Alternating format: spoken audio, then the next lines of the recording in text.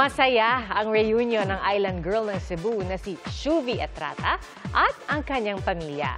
Ang nag-sponsor daw ng pamasahe nila pa Maynila, ang fans ng kaduo niyang si Clarice de Guzman.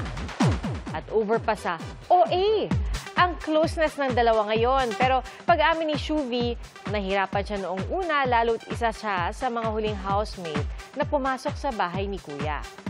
Paano nga ba nabuo ang syukla? I was sticked with, Sneer. Yung para sabi ko, kasi yung pag-uusap namin ni Sneer.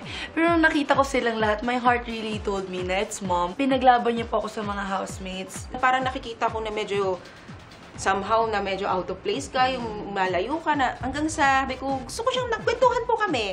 Tapos tawa lang kami ng tawa. Nagkasundo po talaga kami.